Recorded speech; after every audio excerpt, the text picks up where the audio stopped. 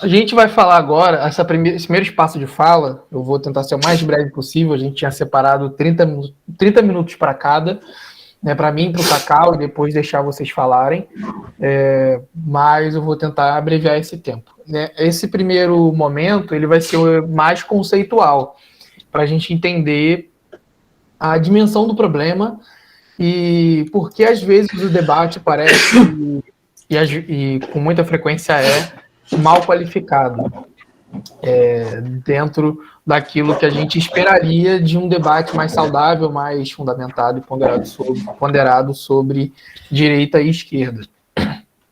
Então, vamos começar com algumas definições iniciais aqui. Eu vou apresentar um quadro que eu achei de internet, que é uma definição baseada em meme mesmo, e depois a gente vai partir para uma discussão mais acadêmica da coisa, para a gente ter essa noção das diferenças. Então vamos lá. Esses dois quadros aqui, eu tive contato com eles exatamente em 2018, eu resolvi salvar. Eu uso eles em várias apresentações. Estão aí as fontes dos quadros, né? O quadro da esquerda é um quadro que está publicado no texto do blog O Tempora Humores, que o título está aí, os nazistas não eram a favor do aborto, e no rodapé desse quadro tem lá o autor dele, que é o pastor Solano Portela, e diz lá que é um trabalho, um quadro retrabalhado de um meme, e eu achei o meme de origem, que é de um blog que você não tem mais acesso hoje. Se eu não me engano, pelo Internet Archive você consegue acessar algumas publicações, que é o blog NEAR, que dali saiu essa definição de esquerda e direita do quadro que está à nossa direita. Então, tem algumas coisas aqui para a gente avaliar de informação inicial. Vamos primeiro para o quadro que está à direita, o que só tem duas colunas. O que a gente vê de definição de esquerda e direita não passa exatamente por ideias ou por filosofia política. A gente está vendo uma agenda, a gente está vendo pautas.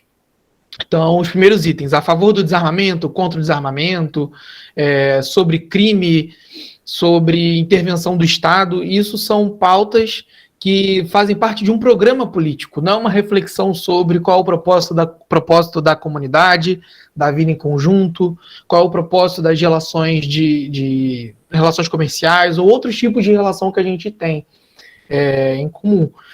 E algumas menções a ideias são de forma bastante simplista, até porque é um meme, não dá para esperar a complexidade de um meme. Então, mais por fim do quadro, tem lá: o igualitarismo é um fim em si. Isso é uma tentativa de resumir uma ideia. Mas o que o autor teria em mente com igualitarismo? O que o autor teria igualmente em mente com liberdade? O que é pluralismo para quem escreveu, para quem produziu esse meme? E se a gente comparar com a tabela da esquerda, que foi de autoria do Solano Portela, a gente já vê uma diferença muito nítida que, como objetivo do autor é comparar o nazismo com a esquerda, ele coloca o nazismo à parte da esquerda e da direita. E, a princípio, à primeira vista, o nazismo ele seria algo mais parecido com uma terceira via, e aqui sem trazer a terceira via uma conotação positiva ou negativa. Depois a gente vai questionar essa questão até da terceira via, inclusive. Mas, quando a gente olha aqui, o nazismo, que parece estar à parte, tanto da esquerda quanto da direita, ele está o tempo inteiro sendo equiparado com a esquerda, para dizer que esquerda é igual ao nazismo. Porque basta olhar para as primeiras afirmações, que o nazismo defende um Estado absoluto. Esquerda também defende um Estado absoluto, por outros meios, mas é um Estado absoluto. Nazismo é anticapitalista, esquerda também. Nazismo controla a economia, esquerda também. Nazismo é desarmamentista, esquerda também. Nazismo é ditadura, esquerda defende ditadura, e por aí vai. E esse é o tipo de argumento que a gente encontra normalmente no debate de senso comum. E aqui eu não quero menosprezar o senso comum, assim, dar aquela carteirada de acadêmico, porque dependendo de quem a gente fala, de com quem a gente fala, do espaço que a gente está falando, talvez isso tenha sido o melhor de informação que as pessoas tiveram acesso em relação a tudo aquilo que elas poderiam ter, dependendo do grupo que a gente está usando de recorte e tudo mais. Porém, como nós estamos aqui para trazer um debate mais aprofundado, então, dentro dessa responsabilidade que nós, como historiadores, e principalmente aqui no grupo de história da BC2, temos com a verdade, com a pesquisa acadêmica, a gente vai tentar apresentar aqui ferramentas para conduzir essa conversa sobre esquerda, direita e política de forma mais fundamentada e também pacificadora, dentro daquilo que a gente consegue com ferramentas conceituais, mas já adianto, ferramentas conceituais não são suficientes, embora ajudem bastante. Peraí, deixa eu fechar o microfone de alguém aqui que ficou aberto. Não sei de quem é. Acho que já...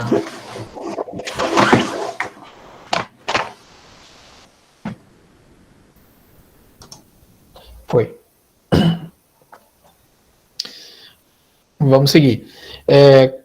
Caminhando para uma definição de esquerda e direita mais conhecida, a gente vai abordar agora um breve resumão do que o Norberto Bobbio fala no livro Direita e Esquerda, que ele escreve em 94, para discutir as questões do cenário político italiano, mas as reflexões dele são bastante pertinentes e ainda hoje é o que mais ou menos tanto pesquisadores quanto analistas políticos têm em mente quando se fala de direita e esquerda.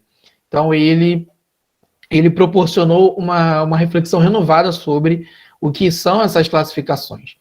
Então vamos lá, como surgiu essa distinção, né? A gente precisa lembrar aí da questão da Revolução Francesa e do posicionamento que os parlamentares estavam em relação a quem discursava na tribuna e das pautas que eram votadas e propostas por quem estava ali na tribuna. Então, da forma que a coisa se desenhou, quem estava à direita concordava com o que estava sendo proposto e quem estava à esquerda discordava.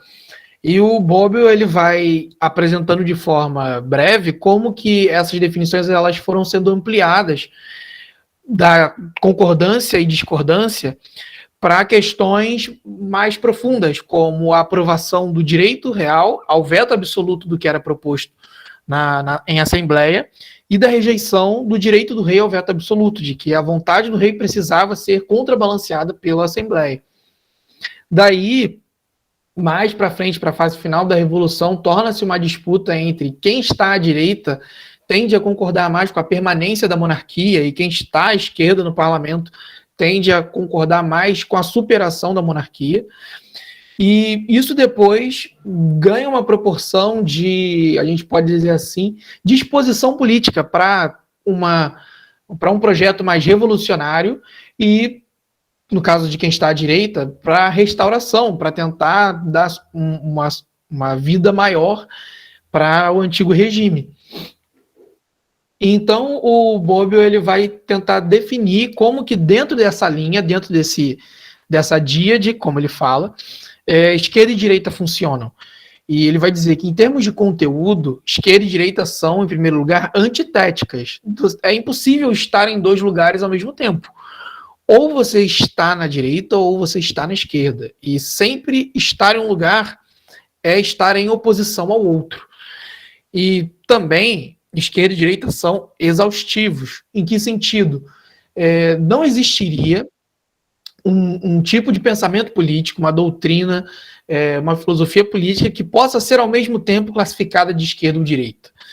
Isso dentro dessa visão, reforçando, da díade, da linha reta, de uma linha só. Então, o Bobbio vai dizer o seguinte: direita e esquerda é um eixo de classificação de ideias, é um espectro. Elas não são ideologias ou cosmovisões. Esse já é um acréscimo meu. Por que elas não são ideologias ou cosmovisões?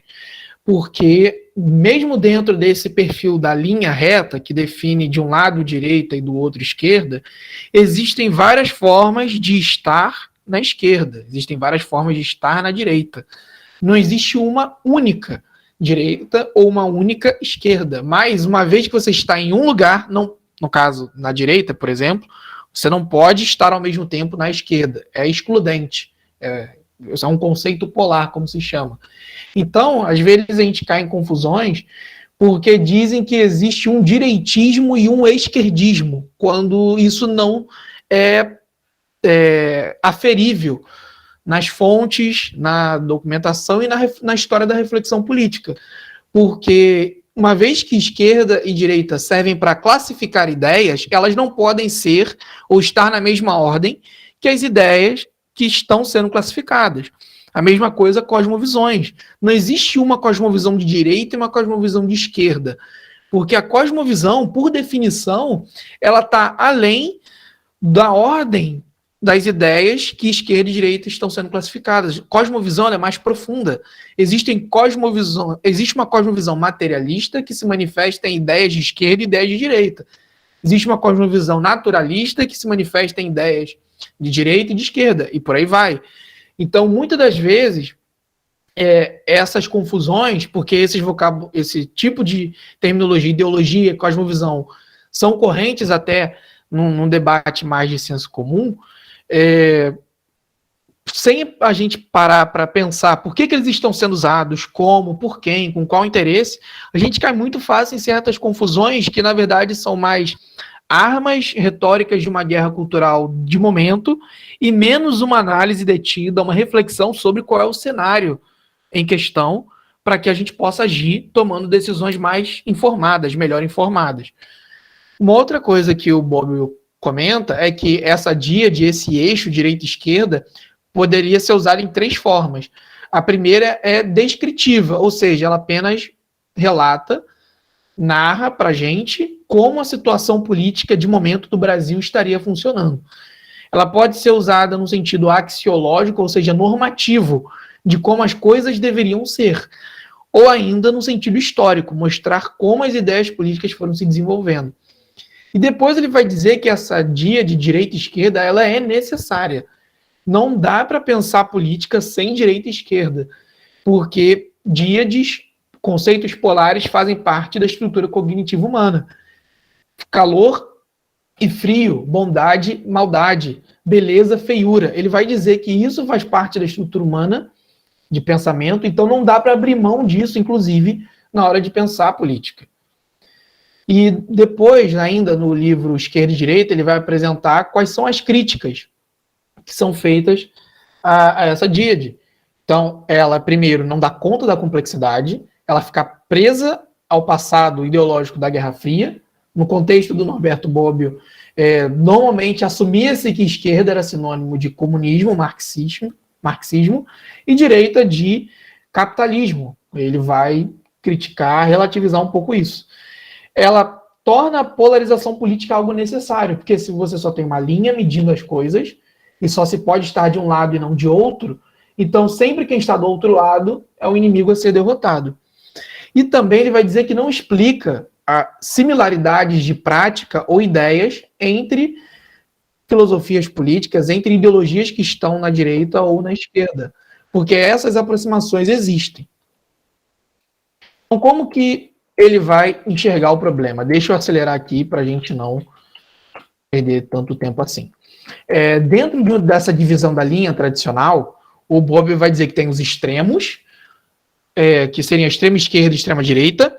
Depois ele vai dizer que existe aquilo que seria a direita, ou esquerda, que para fazer aqui a analogia com como a gente fala no Brasil, seria a direita raiz e a esquerda raiz, aquele que não está no extremo, mas também não é moderado. E os moderados estão nos centros, centro-esquerda e centro-direita. E no livro ele trabalha uma classificação de ideologias que ficaria mais ou menos assim, como está no slide. No extremo da esquerda, o comunismo, na esquerda, social-democracia, centro-esquerda, trabalhismo, centro-direita, um conservadorismo, na direita, liberalismo, no extremo, fascismo. Mas qual que é o problema que a gente tem aqui? Se é só uma linha reta, então só existe um critério de definição que tem mais importância do que os outros. E se esse critério, como normalmente se fala, por exemplo, que esquerda e direita são divididos em, primordialmente, um critério econômico, o extremo da direita talvez não seria exatamente o fascismo, mas o anarcocapitalismo, por exemplo. Mas se a gente fala de outro critério, como cultura ou talvez ética, o extremo da esquerda talvez não seria o comunismo se a gente entender comunismo como sinônimo de marxismo-leninismo. Talvez algo mais influenciado pelo que a gente chamaria de pós-modernismo, pela decolonialidade, etc. e tal. Então a gente já está vendo problemas aqui em que manter uma linha reta implica a gente escolher um critério que tenha prioridade sobre os outros, quando estabelecer essa prioridade não está tão claro. E aí é que o Norberto Bobbio vai apresentar os centros, porque as políticas de centro tentam superar essas dificuldades. Então ele vai dizer que tem um centro que se coloca entre os dois lados, que é a tecnocracia. Simplesmente vamos seguir a lei. Não nos importamos com o debate ideológico, somos gestores. Tem o centro que procura transcender essa divisão, dizer que ela não faz sentido. Precisamos de algo novo, que é normalmente o nacionalismo. A nação, o conceito de nação e a instituição nação estão acima de tudo e de todos. Então, a gente não precisa olhar nem para a direita nem para a esquerda. Vamos olhar para frente. É um slogan comum. E ele ainda vai dizer que existe um centro que, na verdade, é uma posição que pode ser encontrada em todos os lados do espectro. No caso, nos dois lados, só tem dois. Que é o exemplo do ambientalismo. Existe um ambientalismo liberal, existe o ecossocialismo, que é um ambientalismo de esquerda, e assim por diante. Mas, uma vez que o Bobbio ele coloca que essa linha reta ela é insuficiente, ele vai propor um novo jeito para resolver esse problema. Como a gente vai classificar? Então, como a gente já viu, o eixo direita-esquerda ele é monocromático. Ele exige, enquanto eixo, como uma linha reta, que a gente escolha um critério acima de todos os outros. E isso sempre vai gerar distorções. E a gente precisa lidar com a contingência histórica, porque, às vezes, as tensões de momento vão fazer com que a configuração de esquerda e direita mudem. E isso vai prejudicar aquele uso de esquerda e direita que é o axiológico, o normativo. Porque se eu uso esquerda e direita como normativos, eu espero que exista uma continuidade aferível nas fontes e na documentação entre quem se se identifica de esquerda hoje e quem fez isso no passado. Mas nem sempre quem se identificou de esquerda no passado vai ter o mesmo pensamento ou vai ter a mesma matriz filosófica que quem se identifica de esquerda hoje. E aí tem um resumo que eu tiro do próprio livro do Bobbio e depois do David Koizes, né, que fala do século XXI, o Bobbio não falou do século XXI, mas a gente vê que, por exemplo, que no século XVIII era uma disputa entre formas de governo, monarquia e república. No XIX, é entre modelos de para onde a sociedade deve se guiar. É olhando para trás, para o antigo regime e voltando para um modelo de política, um modelo de moral, um modelo de sociedade que garantia a estabilidade, ou é para frente, para um modelo mais revolucionário, baseado nas democracias liberais que surgiam. No século XX, a disputa principal seria baseada no modelo econômico, capitalismo e comunismo. E hoje, talvez, no século XXI, a gente diria que progressismo e conservadorismo representam um embate moral, fundado principalmente na moral. E aí, eu recomendo também o vídeo do Leitura Obriga História, do Iclis Rodrigues, em que ele, mesmo usando o Norberto Bobbio, ele vai levantar a bola, que, olha, não dá para definir política a partir de um critério único. Tem várias outras coisas em jogo, além de só a economia, ou só a sociedade, ou só a ética. E daí, qual é a solução que o Norberto Bobbio propõe? Um eixo cartesiano. Ele vai colocar um eixo vertical, em que esse eixo está ligado à dimensão social. Quanto mais para cima, mais autoritário. Quanto mais para baixo, mais liberal, menos autoritário. E no eixo horizontal, as questões econômicas. Quanto mais à direita, mais desigualdade. E aqui ele usa desigualdade sem uma conotação pejorativa. Ele vai dizer que a direita econômica enxerga a desigualdade como algo natural, algo que a gente não consegue eliminar das relações humanas. Então, a gente precisa trabalhar a partir da desigualdade, para a gente resolver o que a gente vai fazer. E no caso mais à esquerda, aqueles que acreditam que a igualdade é um ideal possível de ser alcançado, a igualdade em termos econômicos. Então, a partir daí, surgem 4 campos: a esquerda e direita autoritária e a esquerda e direita libertária. Então, dentro daquelas ideologias que ficariam numa linha reta, uma após a outra, a gente já tem um mapa que é um pouco mais complexo, que ele consegue dar mais conta da realidade. Mas ainda assim a gente tem problemas, porque uma vez que existe muita coisa em jogo quando a gente fala de política, não é só economia e sociedade que vai dar conta de tudo aquilo que a gente pensa sobre a vida em comunidade, sobre a agenda e todas essas dimensões da política que existem, para além da reflexão filosófica, ideológica e programática. Então, assim, partindo desse quadro, quando eu estou conversando com as pessoas, normalmente tem aquela pergunta, e aí, onde você se encaixa, então? Então, esse é um resultado do teste que eu fiz no compasso político, e eu estaria ali bem mais próximo do centro. E, normalmente, quando eu apresento esse mapa, esse gráfico, eu tenho a seguinte resposta. Então, como você está bem pertinho ali do centro, você é bem neutro, não é, Léo? Porque parece que você não se importa muito com essas questões, mas o problema não é esse. Eu sei que eu não sou neutro. Eu sei que a neutralidade, nesse sentido, ela é impossível. Eu sei quais são os pensamentos políticos que me influenciam. Eu, Leonardo, por exemplo, tenho influência de 3 tipos de pensamento político. O primeiro são as democracias cristãs. Sou muito influenciado pelo Kuyper, muito influenciado tanto pelo liberalismo e, em alguma medida, pelo trabalhismo cristão na Inglaterra, porque eles têm proximidade, né, o liberalismo mais social. Eu sou comunitarista, né, por uma influência do Charles Taylor, do Quentin Skinner, e também, mais recentemente, pela política baseada em evidências, que me atrai bastante. São 3 influências minhas, isso não é neutralidade.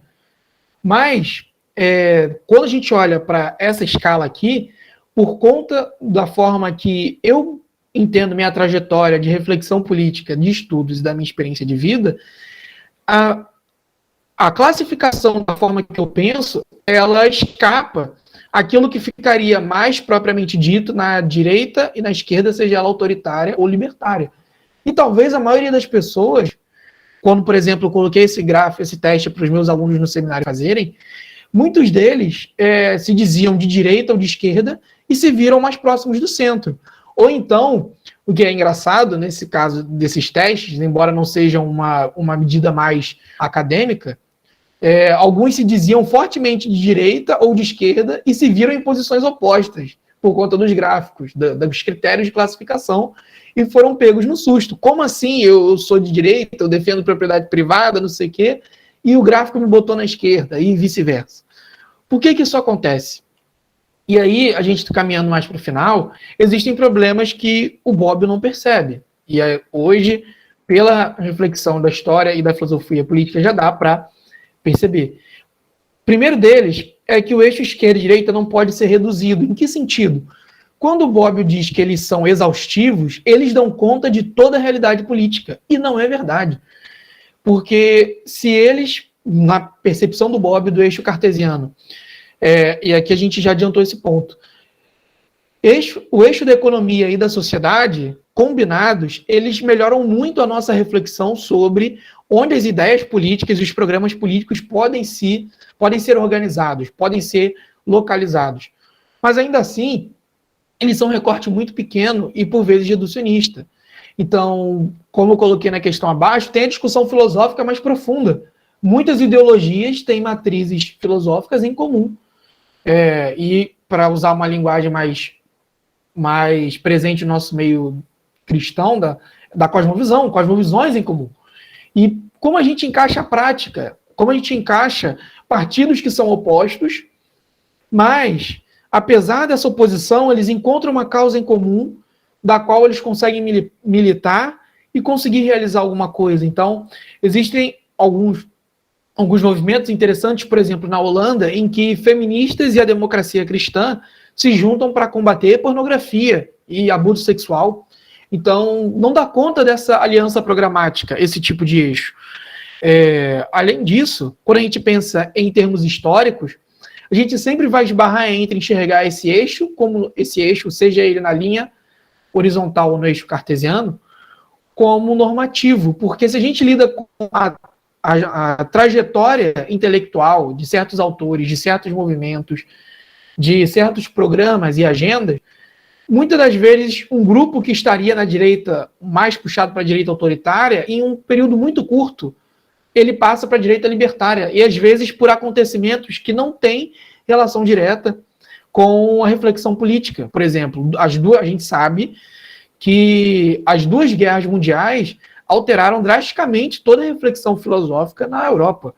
E em outros momentos na história também, às vezes catástrofes naturais fazem com que essa reflexão política seja alterada, sem precisar de uma discussão filosófica puxando essa renovação intelectual. E aí tem um comentário mais em relação à dependência da dialética de Hegel, porque o Bob cita por várias vezes o Hegel no livro.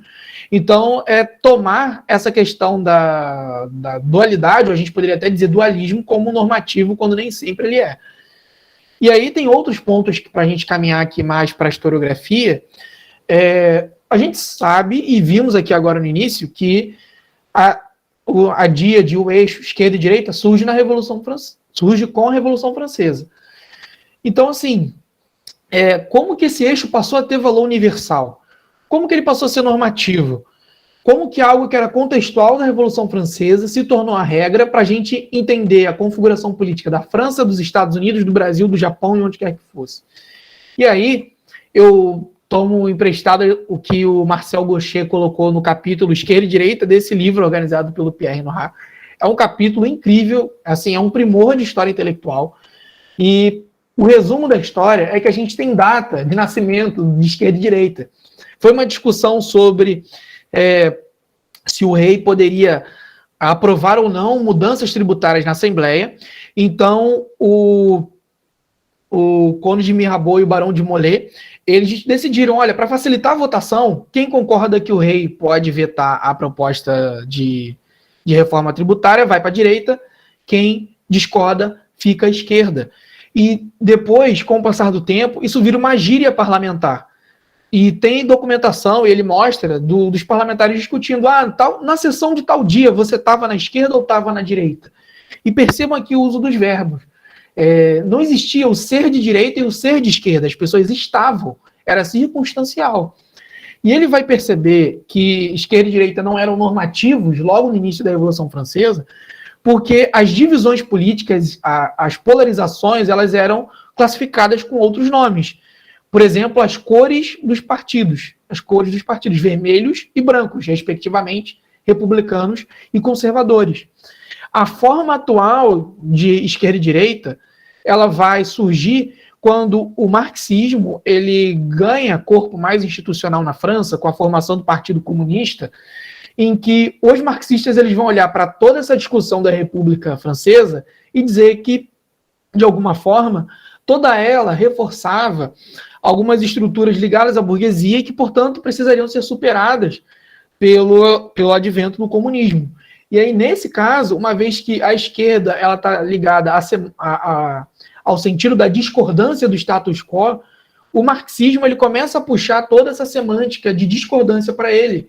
E os outros grupos que, algumas décadas antes, principalmente ali da década de 20, eram considerados de esquerda, passam a ser considerados de direita por conta da ascensão e institucionalização do marxismo dentro do cenário político francês. Mas ainda assim algumas coisas não mudam. Ele vai notar, por exemplo, que até a década de 50, o Partido Comunista Francês ele analisava as discussões internas com esse eixo. Existia a direita do Partido Comunista e a esquerda do Partido Comunista. E quando o modelo de democracia francês tripartite ele vai se expandindo e tornando-se mais popular por conta da memória que é construída da Revolução Francesa, essa classificação de direita e esquerda, ela vai também indo junto, sendo recebida junto desse modelo de democracia nos países em que essa memória positiva da Revolução Francesa, que olha para a democracia como algo a ser valorizado, esquerda e direita é uma terminologia que vai caminhando junto. E em cada país ele vai dizer, a gente precisa estudar como que as ideias políticas foram sendo recebidas, porque a esquerda na França não é exatamente a esquerda no Brasil. E por aí vai. Eu não coloquei no outro slide, mas antes da gente caminhar para falar do livro do David Collins e terminar, Um outro fator que é importante para a difusão do conceito é a mídia de massas, porque a partir do caso Dreyfus, o antissemitismo ficou muito associado àqueles que estavam à direita no parlamento, àqueles que estavam à direita na Assembleia. E por conta da dimensão que teve o caso Dreyfus na França, essa terminologia de esquerda e direita, ela foi sendo usada a tal ponto que o estar à direita se tornou ser de direita, e o estar à esquerda se tornou ser de esquerda. E bem, aqui tem alguns pontos que a gente já adiantou nos outros slides, mas o ponto C é importante, que é a democracia, ela torna a polarização natural. Por conta de uma coisa especialmente chamada segundo turno, as nossas opções, como eleitores, elas vão se reduzir a 2 opções.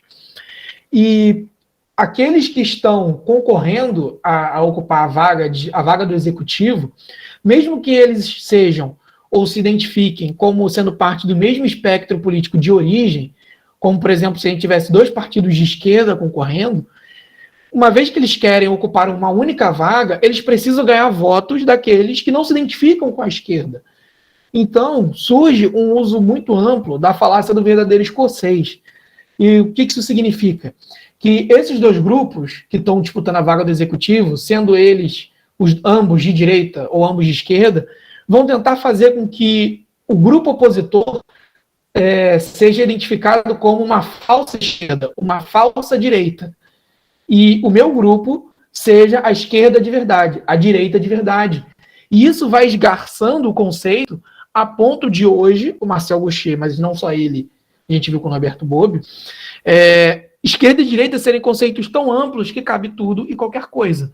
E a gente não fica meio perdido na análise.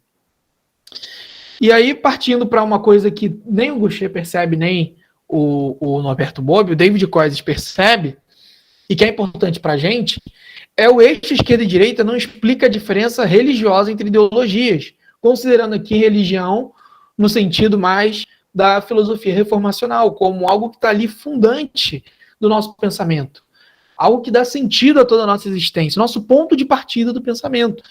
Então não explica, por exemplo, como tanto o liberalismo e o comunismo partiriam de uma visão economicista do mundo, embora eles enxerguem essa dimensão econômica de formas diferentes, mas seja pelo mercado ou pelo planejamento da economia ou propriedade comum, coloca-se ali em aspectos econômicos de uma mudança material as expectativas de transformação e mudança da sociedade para o bem, para estabelecer o bem. E, além disso, essa divisão ela não consegue lidar muito bem com fenômenos que são até relativamente modernos, que são os partidos de tendência religiosa, o nacionalismo hindu, o judeu, o budismo democrático no Japão, tem o Partido Budista Democrático no Japão. A gente tem os casos recentes do radicalismo islâmico, mas também tem os muçulmanos democráticos. Temos a democracia cristã. Onde se encaixa a democracia cristã na esquerda e na direita? E aí, ainda dentro dessa questão religiosa, tem o ordenamento da vida. Qual o propósito da política? Qual o propósito de viver em comunidade? Esquerda e direita não dá conta disso tudo. E aí citar o Keller e o texto que a gente leu como base, porque ele vai dizer que essas definições de direita e esquerda, porque elas lidam com muita coisa, elas, na verdade, não deveriam ser tratadas como questões de ordem bíblica, mas de sabedoria prática. Porque eu e você poderemos concordar que é um mandamento bíblico cuidar do necessitado. Mas a gente pode discordar que qual é a melhor forma de fazer isso. É por assistência social? É pela caridade? É por alguma medida que ficaria, entre aspas, no meio termo? Isso é discutível. Mas o que não é discutível é que Jesus manda a gente olhar para o necessitado. Então o Keller vai dizer que o maior perigo que corremos é a ética do pacote, que é justamente entender esquerda e direita como exaustivos, dão conta de tudo. E aqui são exemplos que eu vou passar por conta do horário, mas uma reflexão final é a seguinte. O C.S. Lewis, ele, na abertura de Cristianismo Puro e Simples, ele vai falar que esse cristianismo puro e simples, ele é como um saguão de entrada, em que o objetivo dele é nos levar para onde os quartos e a habitação, a lareira está, onde há o que tem de mais profundo, de mais pessoal, de mais íntimo.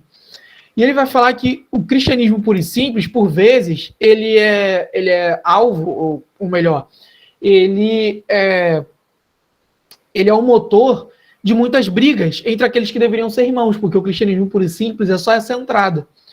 E como solução um pouco mais conceitual, eu queria propor que a gente enxergasse esse eixo direita e esquerda como esse saguão de entrada, em que, dada a dificuldade conceitual de definir o que é esquerda e direita com uma precisão normativa para todos os tempos da história, inclusive a ponto de ignorar as influências cristãs em várias formações de partidos e pensamentos políticos, a gente, quando ouviu o irmão dizer eu sou de direita ou sou de esquerda, a gente não vira armado com pedras na mão e dizer, se você é de direita é porque você pensa nisso, nisso e naquilo, se você é de esquerda, pensa naquilo outro. Não.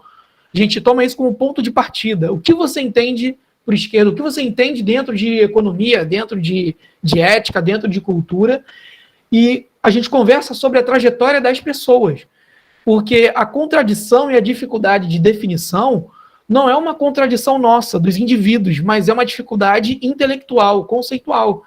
E o problema, que é conceitual, mas depois se torna um problema pessoal, é que a gente transforma, ou a gente importa a dificuldade que direita e esquerda têm de definir ideias, as contradições e as limitações do pensamento teórico, a gente imprime isso nas pessoas e joga essa contradição para as pessoas. Quando nós acreditamos de forma que a nossa crença ela é muito ligada às nossas experiências de vida. E nós não temos conhecimento para dar conta de tudo.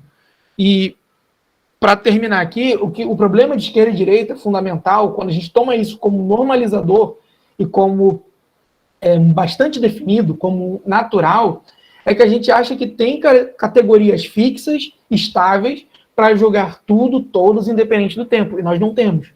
Então a gente precisa aí de um pouco de humildade e misericórdia analítica, digamos assim.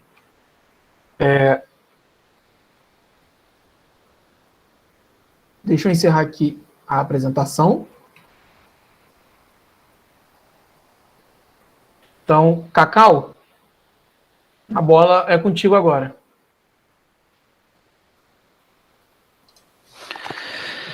Valeu, Léo.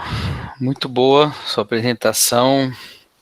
Aprendi um monte de coisa, inclusive a pronúncia do nome do Norberto Bobbio. Eu sempre falei Bobbio. Mas eu queria, então, abordar um aspecto mais teológico, já que, apesar de ser de história, professor de história, eu sou pastor mais até do que professor, na minha carga horária.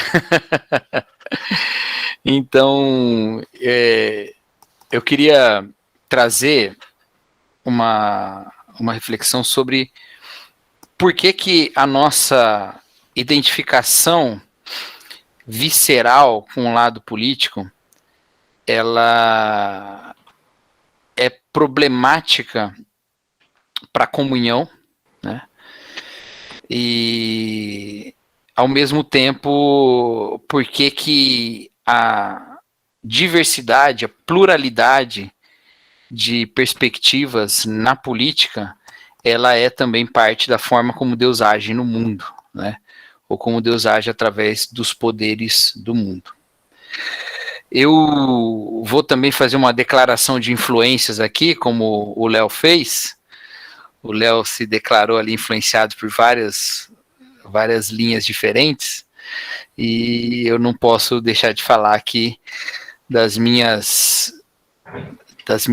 meus estudos, especialmente na teologia, um ponto de virada na minha maneira de compreender a revelação de Deus, de compreender a forma, o papel da teologia e também a nossa relação como cristãos no mundo, em todos os aspectos do mundo.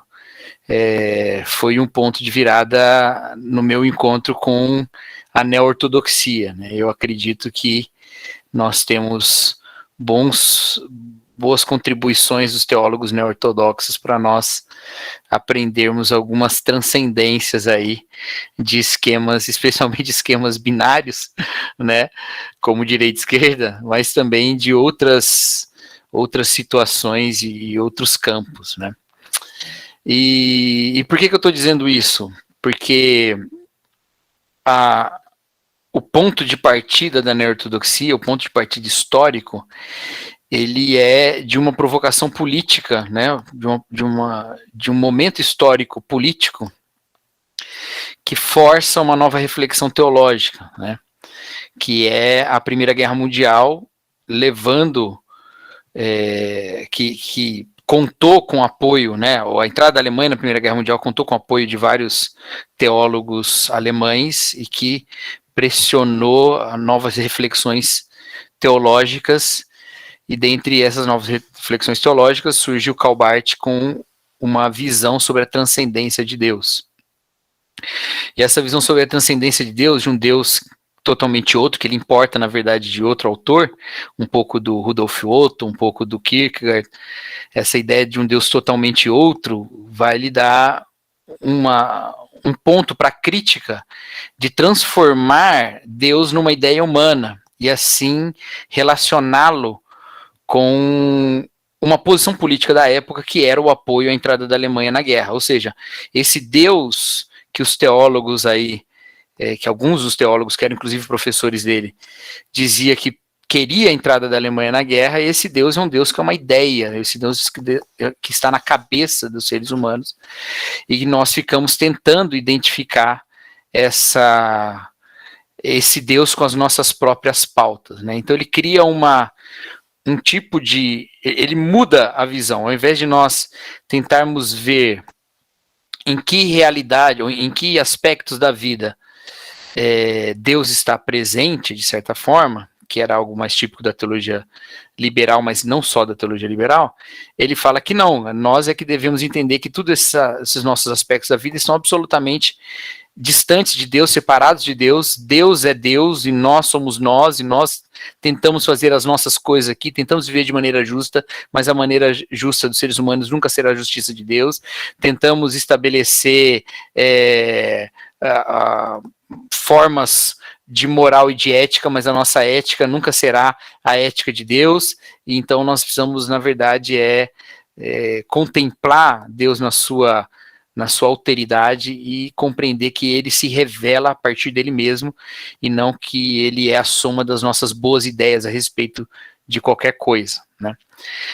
E isso foi muito importante, uma leva de teólogos seguiram esse ponto de virada, uma leva de teólogos seguiu, foi um ponto importante para a resistência cristã diante do nazismo, né, num outro momento, em que a afirmação lá da igreja confessante de que Deus não estava com Hitler na verdade, uma afirmação de que Deus é o único líder da igreja e ele é o único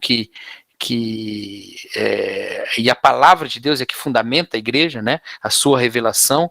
Então não é a palavra do Führer, é a palavra de Deus, não é as boas ideias ou más ideias dos homens, mas é a própria revelação de Deus.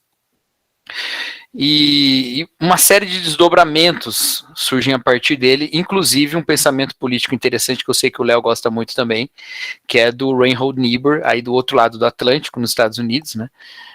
Onde ele vai partir de alguns conceitos da ortodoxia cristã, especialmente a queda, a depravação do ser humano, né, o pecado original, e ele pensa então que é impossível estabelecer uma justiça plena através das forças políticas, só é possível a gente ter uma justiça aproximada e a partir da sua visão da queda e também da sua visão da imagem de Deus no ser humano, ele vai construir um pensamento teológico político interessante.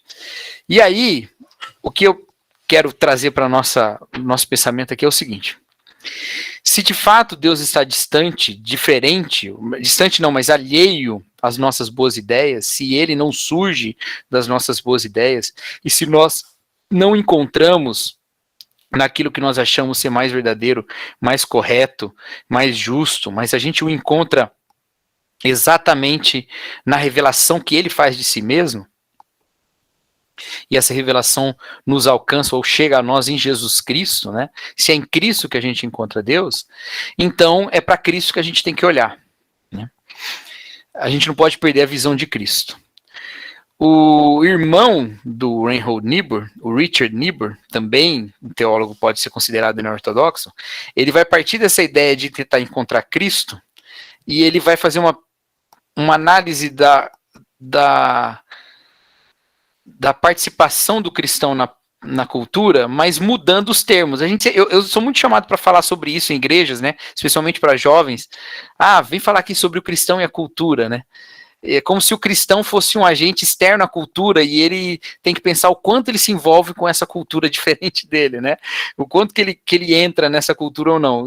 Sem pensar que o cristão faz parte dessa cultura e ele tem a sua cultura e ele tem contribuições culturais, né? E o Richard Niebuhr, ele tem uma ideia sobre isso. Ele fala, olha, a questão não é o quanto o cristão se relaciona com a cultura, mas a questão é como que a gente vê a relação de Cristo com a cultura. Como os grupos cristãos no decorrer da história viram a relação de Cristo com a cultura. Ele identifica 5 maneiras diferentes em que a igreja viu Cristo envolvido na cultura, né? E a partir então dessa percepção, ele esboça no seu livro Cristo e Cultura essas formas de relação que a igreja identifica Cristo se relacionando com a cultura. Seja o Cristo da cultura, como típico dos liberais, o Cristo contra a cultura, como aqueles grupos mais que correm mais do envolvimento cultural, do envolvimento, né, com a sociedade, o Cristo acima da cultura, o Cristo e a cultura em paradoxo, o Cristo transformador da cultura, e isso tudo são maneiras que a gente olha também para a política, né? Como que a gente vê Cristo agindo na cultura, né? É o Cristo da política, né? Ou seja, a boa política é onde a gente encontra Cristo, é o Cristo contra a política, né? Aquele que está alheio a tudo que é político e não tem nada a ver com nada que seja político, né? O Cristo acima da política, então a política que for melhorando, ela pode chegar muito próximo do que seria o reino de Deus, né? Então daria para a gente fazer esse tipo de compreensão a partir dessa visão do Niebuhr. E aí, se a gente pensar que Deus, de fato, ele é diferente disso tudo, ele está separado disso tudo, mas ele se revela na sua palavra, e no encontro com ele, olhando para ele, revelado em Cristo, nós, de fato, o vemos como ele é, o verdadeiro Deus, o verdadeiro homem revelado em Jesus, encontramos em Deus no único ponto de contato em Jesus Cristo, a gente percebe que não são nessas coisas que nós vamos encontrar um Cristo como ele de fato é, mas a partir da revelação de Cristo, nós é que somos transformados e agimos como agentes políticos, como agentes sociais, como agentes na cultura, né? Então, dessa forma, a gente tem uma forma de viver a política que é uma forma a partir da própria vivência de Cristo em nós, uma vivência que nunca é individual, mas sempre coletiva, afinal de contas, o corpo de Cristo não sou eu, o corpo de Cristo somos nós. E uma vez que nós somos corpo de Cristo, a igreja se forma como uma sociedade, com a sua própria cultura, como uma sociedade na sociedade. Uma sociedade com um valor em Cristo, e essa sociedade tem uma existência política e tem uma existência de desafio político, de certa forma. E a gente enxerga isso na Bíblia quando a gente olha a igreja como sendo aquela serva de Cristo acusada pelos tessalonicenses, ou pelos judeus de Tessalônica, como sendo aquela que prega um outro senhor que não César, um outro rei que não César, né? Ela é essa sociedade em que o poder não é o poder de Roma, mas ela recebe o poder em Jerusalém, para ser testemunha de Jerusalém, Judéia, Samaria e aos confins da terra onde estão Roma, onde o trono do imperador faz parte. Ele é confim da terra, o centro está em Deus, o centro está na revelação de Deus através do seu Espírito, no poder que a gente recebe do Espírito, não o poder que a gente recebe de Roma. Então a gente tem essa distância. Então, olhando para Cristo, olhando para Deus e o Espírito de Deus que habita em nós, formando um corpo no Espírito, um corpo de testemunhas que muda a geografia do poder político do mundo, porque não está mais centrado em Brasília, Washington, Roma, mas está centrado na própria ação do Espírito em nós então agora vivemos esse mundo, envolvidos nesse mundo. E aí é que vem a questão, afinal de contas, então como que um cristão transformado e como a igreja formada como essa sociedade alternativa à sociedade hegemônica, como é que ela se envolve com esses poderes do mundo?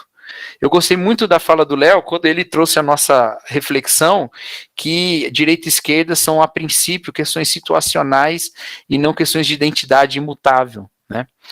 E aí, quando eu olho para as escrituras e vejo como Deus atuou nas políticas dos gentios, eu percebo essa complexidade na ação política de Deus também.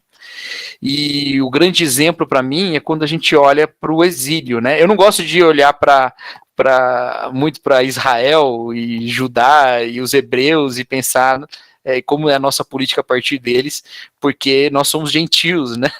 A nossa política não é a teocracia hebraica na qual Deus se revelou, né? Então, aquele plano que ele tinha ou tem ainda para os hebreus é um plano que é muito específico e não é para o Brasil e não é feliz a nação cujo Deus é o Senhor, não é a nossa nação, né? Então, vamos fazer uma ponderação. Mas vivendo como vivemos em exílio, eu acho que olharmos para a figura do exílio nos ajuda em alguma coisa. E aí nós vemos Deus usando, sim, poderes maléficos, reis estrangeiros que não o servem, como Nabucodonosor, como Ciro, né? Usando-os para fazer a sua vontade, ao mesmo tempo em que levanta profetas que os denunciam, né?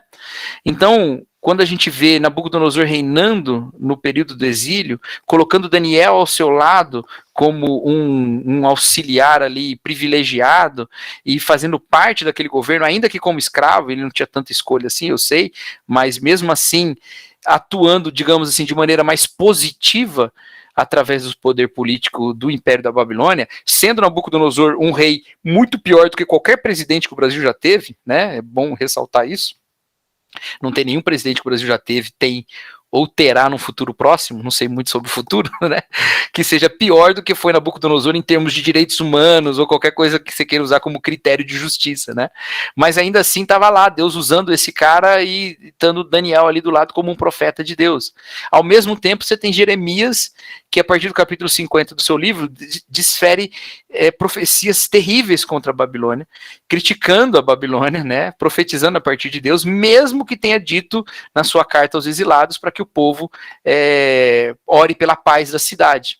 Olha que coisa mais complexa. Você tem Daniel fazendo parte de um governo que ele também critica, porque várias vezes ele bota o dedo na cara de Nabucodonosor, e Jeremias, ao mesmo tempo que fala para os exilados, ou seja, vítimas de um governo terrível como o de Nabucodonosor, ele fala para eles, ore pela paz dessa cidade na qual Deus os mandou, ele também desfere críticas duríssimas à Babilônia e ao governo da Babilônia.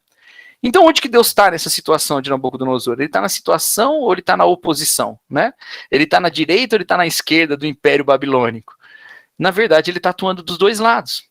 E esse é o grande problema de quando nós identificamos apenas um lado em qualquer polarização política como sendo o lado de Deus. Porque aí nós perdemos a perspectiva de um Deus que atua de forma complexa através dos poderes do mundo. Porque é isso que ele faz. Ele atua de forma complexa.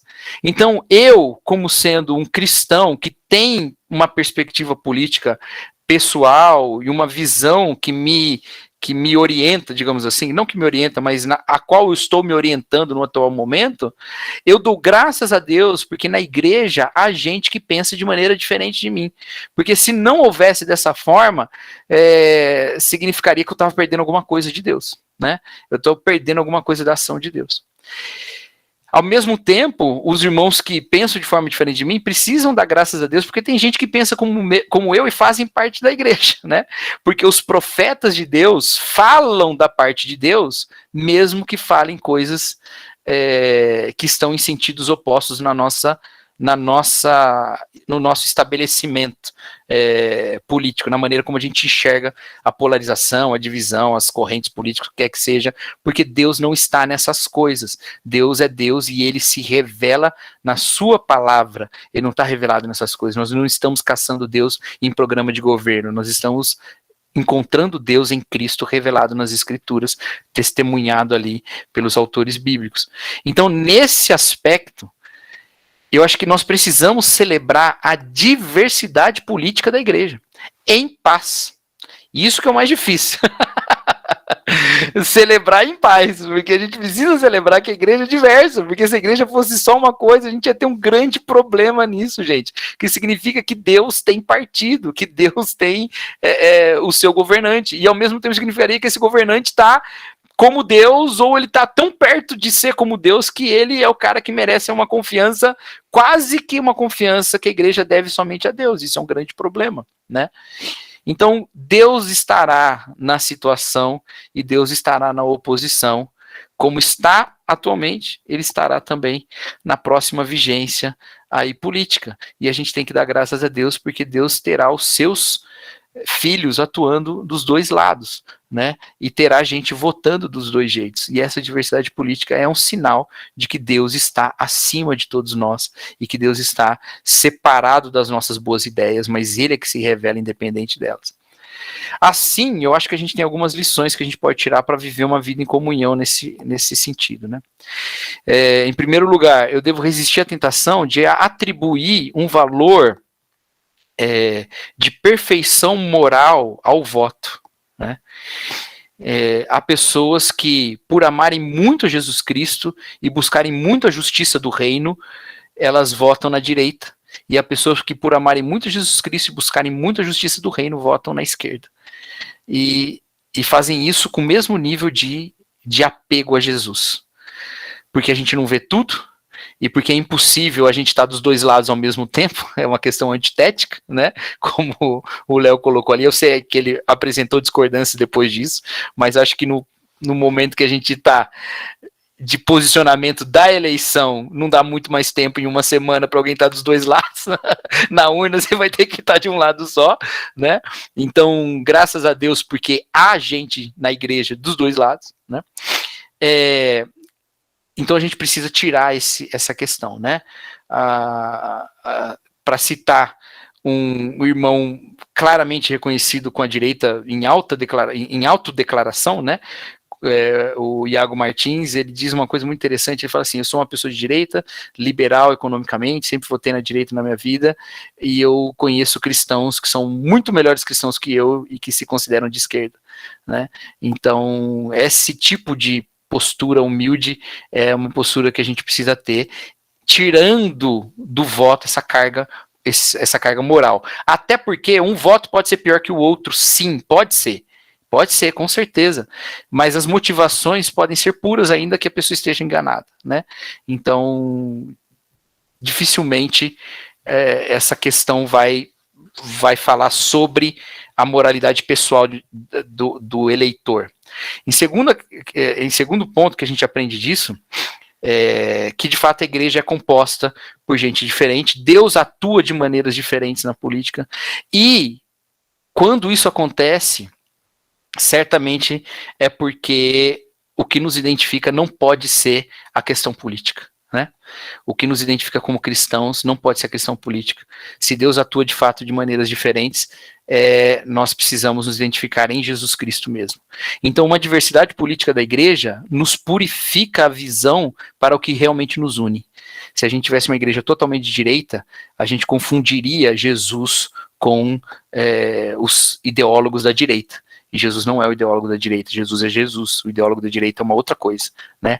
Se tivéssemos uma igreja totalmente de esquerda, confundiríamos Jesus com o ideólogo da esquerda, Jesus não é o ideólogo da esquerda, Jesus é Jesus. Então a gente precisa compreender que a diversidade política da igreja é uma graça. Purifiquemos o nosso olhar sobre o que realmente nos une. O que nos une é Jesus Cristo mesmo. E aí a gente precisa pensar na proclamação da palavra, que é a palavra de Cristo, como Paulo fala aos Coríntios, para unir uma igreja dividida. Ele fala que ele tinha a palavra da cruz, então a gente precisa se pegar a palavra da cruz, e também a gente precisa pensar nos sacramentos, né? Uma mesa que nos unifica, independente até das nossas ideias. A gente senta na mesa e participa do mesmo pão e do mesmo cálice, e isso surge como um desafio às nossas diversidades. Somos diferentes, mas somos unidos em Cristo. E agora lide com isso, meu amigo, porque você já comeu do pão, você já faz parte do corpo, você está unido ao corpo, junto com outro irmão que está unido ao corpo também. Vocês podem estar um no pé ou na cabeça, vocês estão longe, mas estão no mesmo corpo. Então vocês dão um jeito de conversar, porque vocês fazem parte do mesmo corpo. E terceira coisa, e isso talvez seja a coisa mais surpreendente disso tudo é que cristãos podem ser militantes. Agora prestem atenção nisso. Todo esse discurso, muitas vezes, bate numa questão assim, não, então a gente tem que dar um passo atrás, não se envolver politicamente, não participar, não ser muito identificado nem direita nem esquerda, eu quero ser de Jesus e tal. Calma. Uma vez que a gente tem existência política no mundo, e uma vez que a gente tem um encontro com Cristo que é transformador, a gente tem uma forma de viver no mundo tomando decisões políticas. E nós podemos ter níveis de engajamento muito profundos com linhas políticas. A grande questão é não ser tomado pelo ódio, não ser tomado pelas estratégias de mentira, de oposição, de inimizade, tá? Mas identificarmos-nos, sim, com formas de fazer justiça do mundo. Podemos. Não somos obrigados, ok? Não somos obrigados, porque fazemos políticas sem ser apenas em vias partidárias. Mas podemos ser partidários. Podemos. E há irmãos que são. E eles têm direito de ser. E eles podem radicalmente serem partidários. Ele pode radicalmente estar envolvido com o partido. Ele pode ser um crítico visceral do governo vigente, ou ele pode ser um grande defensor do governo atual. Não tem nenhum problema nisso. Tem, se um dia ele substituir a sua fidelidade a Deus pela fidelidade à pauta. Agora, se a sua pauta é reflexo da sua fidelidade a Deus, se ele é movido por questões que são questões de fato de injustiça, na qual ele quer atuar para ser justo com a justiça divina que Deus o deu, né? Possivelmente uma sensibilidade à justiça que ele aprendeu da Bíblia, ele pode fazer isso por vias partidárias, ele pode de fato ser um militante, não tem nenhum problema. Agora, ele vai ter que estar sentado na mesa com o irmão, participando do mesmo corpo, participando do mesmo sangue. Ele vai ter que estar pregando o evangelho de maneira pura, entender que Deus se revela a partir dele mesmo e não a partir das nossas escolhas partidárias. E ele vai ter que entender que Deus age de maneira complexa na política e, por isso, tem gente de Deus na direita, na esquerda, em cima e embaixo. Então, mas mesmo assim, ele pode ser atuante politicamente na direita, na esquerda, em cima, embaixo, no centro, na frente, atrás, para ficar um pouco mais complexo, tá, Léo? Então é isso, meus irmãos, né? Eu acho que a gente aprende isso dessa forma como a gente vê Deus agindo, né? Ele não subscreve nada. Aí aprendeu uma quarta coisa, uma última coisa, eu não ia falar, mas vou falar. Deus nunca está 100% com nenhum governo, porque todos eles são pecadores. Mas às vezes Deus está 0%. Tá? Deus nunca subscreve totalmente um governo humano, mas às vezes ele rejeita totalmente. Isso acontece com Nabucodonosor. Tá? Chega um momento que Daniel também aponta o dedo na cara dele e ele vai lá pastar, enquanto Jeremias também está criticando e tudo mais. Então, lembre-se disso. Deus nunca subscreve totalmente um governo, mas às vezes ele rejeita totalmente o governo. A gente tem que estar livre para um dia todo mundo dar as costas para olhar para Jesus. E aí eu me lembro da linda homenagem da cidade de Barmen à Igreja Confessante. Lá tem um memorial da Igreja Confessante na cidade de Barmen. E o memorial, ele é uma estela, assim, uma torrezinha pequena, com seres humaninhos assim esculpidos, umas estatuazinhas, várias viradas para um lado, fazendo a saudação nazista com o braço estendido. E conforme você vai andando na direção das costas eles vão ficando mais disformes, até que no outro lado eles se formam em outros seres humanos, um grupo menor, e eles estão de costas para os nazistas, lendo a Bíblia, né? Essa é o momento, eu acredito, que Deus rejeita totalmente. A gente tem que ser igreja que olha para a Bíblia e saber virar as costas para Hitler, né? Eu acho que nós não estamos nesse tempo. Acho que não estaremos, ganhe quem ganhar, tá bom? Acho que não estaremos no tempo em que Deus estará 0% com nenhum dos maiores candidatos aí à presidência. Estou falando dos maiores, não porque dos menores Deus vai virar costas, tá? É porque eu não conheço. Estou falando dos maiores, dos 5 ali, 6, sei lá, que tem dos maiores, tá? Não estamos no momento de Barmen, não estaremos, mas precisamos estar livres o suficiente das entranhas dos emaranhados do mundo e apegados a Cristo revelado nas Escrituras para podermos identificar quando Deus rejeita totalmente algum governante. É isso.